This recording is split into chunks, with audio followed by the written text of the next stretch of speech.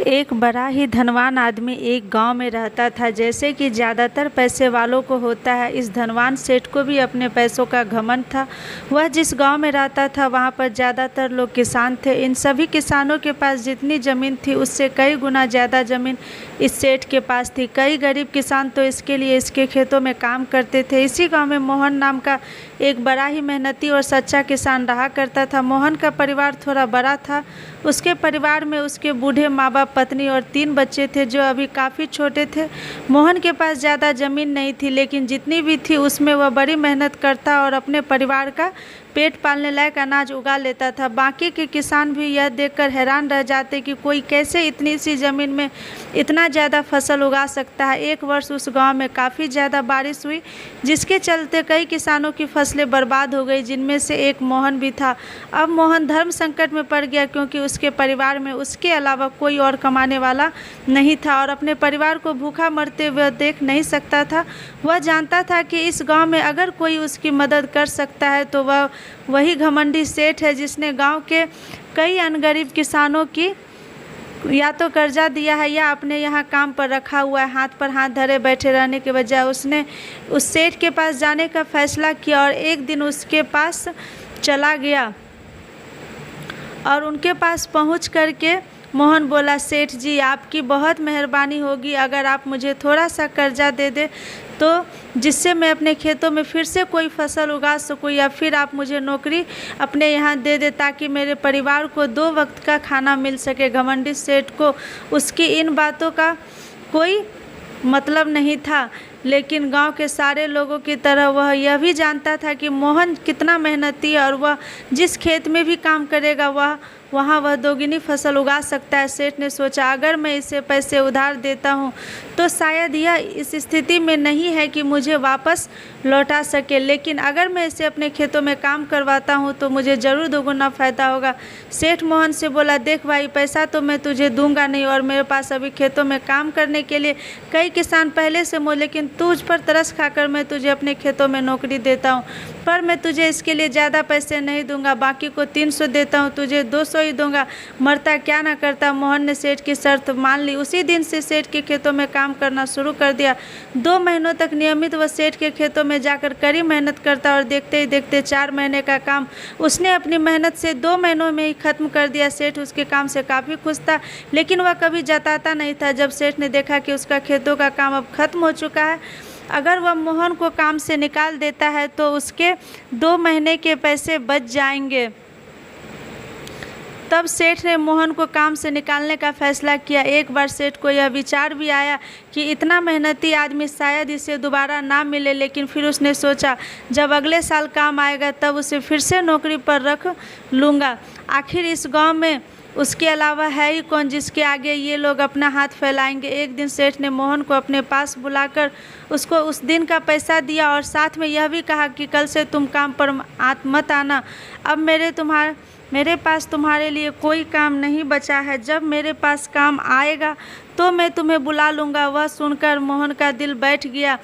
पिछले 2 महीनों से कम उसके पेटों और परिवार के पेट में अन्न का दाना तो जा रहा था, अब क्या करेगा, यही सोचकर उसकी आंखों से आंसू निकल आए। मोहन ने सेठ के पैर पकड़ ली और गिड़गिड़ाने लगा, जी सेठ, मुझे इस काम की बहुत ज़रूरत है, मुझे मत निकालिए। अपने से मतलब रखने वाला सेठ टस से मस न हुआ। खरी खोटी सुनाकर मोहन को वहाँ से चलता कर दिया और मन ही मन 2 महीनों की तनख्वाह बचने से खुश होने लगा। अगले दिन जब सवेरे उठा और अपने आंगन में आया तो उसने देखा कि मोहन उसके आंगन में बैठा है। सेठ ने उसको पास बुलाकर पूछा कि क्या हुआ, तुम क्यों यहाँ पर बैठे हो। मोहन बोला, सेठ जी मुझे वापस काम पर रख लीजिए, आप जानते हैं मेरी आर्थिक परिस्थिति कैसी है, थोड़ी दया कीजिए। लेकिन सेठ ने उसकी एक न सुनी और एक बार फिर उसे बुरा भला कहकर वहाँ से जाने के लिए कहा। बेचारा मोहन अपना सिर झुका करके चला गया। अगले दिन फिर यही घटना दोहराई गई। मोहन सेठ के आंगन में बैठा था। सेठ ने उसको वहाँ से जाने के लिए कहा। यही घटना अगले कई दिनों तक चलती रही। अब तो मोहन सेठ के कहने पर भी वहाँ से नहीं जाता था और वहीं पर बैठा रहता था।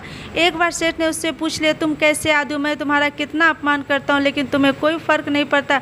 तब मोहन ने सेठ से कहा, बुरा तो बहुत लगता है सेठ जी, लेकिन जब घर जाता हूँ भूख से बिलखते अपने माँ माँ बाप और बच्चों को देखता हूँ तब यह अपमान मुझे कुछ नहीं लगता। इतना सब कुछ होने के बाद भी सेठ का दिल जैसे पत्थर का बना हुआ था। उसने मोहन को अभी तक काम पर नहीं रखा और ना ही उसका ऐसा करने का कोई इरादा था। एक दिन सेठ ने सोचा कि कुछ दिनों के लिए किसी और गांव में चला जाता हूं ताकि मोहन से पीछा छुड़ा सकूं। अगले दिन मोहन के आने से पहले ही सेठ अपने परिवार को लेकर अपने किसी संबंधी के यहाँ चला गया और वहाँ पर 10 दिनों तक रहा। अपने गांव अपने वापस लौटा तो घर लौटते ही सेठ ने आसपास हर जगह नज़र दौड़ाई तो पाया वहाँ पर अब मोहन नहीं था। सेठ ने सोचा मेरी तरकीब काम कर लगता है मोहन अब पीछा छूट गया। हालांकि अब सेठ के दौर पर मोहन नहीं बैठा था, लेकिन मोहन का विचार अभी भी सेठ के मन में था। सेठ सोच रहा था मोहन इतनी जल्दी हार मानने वाला आदमी तो नहीं दिखता है, उसके साथ क्या हुआ होगा, क्या उसे कहीं और काम मिल गया या फिर कुछ। इन विचारों ने सेठ को बेचैन कर दिया। आखिर सेठ मोहन की खबर लेने गांव में जाना पड़ा। सेठ को मोहन का मालूम नहीं था पता।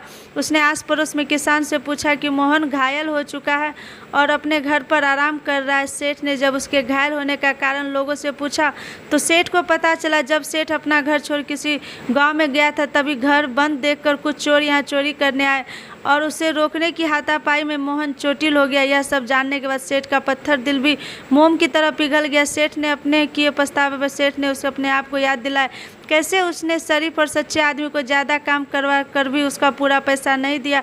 जिसको गले से लगाना चाहिए था उसे ठोकर मारकर भगाता रहा। सेठ मोहन का पता पूछकर मोहन की हालत बहुत ख़राब है, उसका परिवार भूख से बेहाल है, वह खुद अपने हाथ पर चढ़ खाट पे पड़ा हुआ। यह दृश्य देख सेठ की आंखों से आंसू बह निकले।